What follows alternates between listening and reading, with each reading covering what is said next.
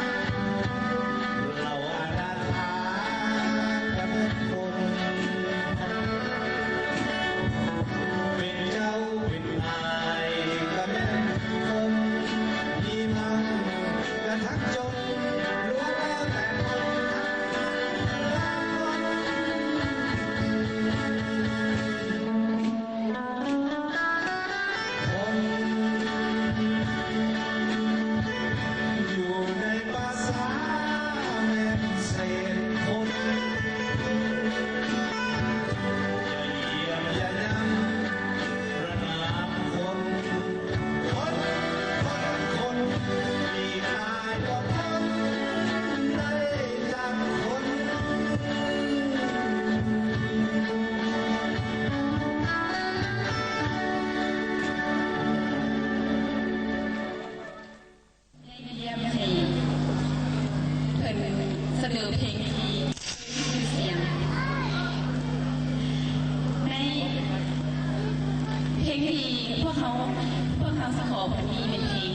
น้ำของยำแรงและก็เพลงต่อไปฮักสาวลิเซขอจะพิเศษให้แก่หมู่เพื่อนทุกคนที่เคยมีเซงจันทร์และก็วิทยายังจันทร์โรงเรียนดาสมุทร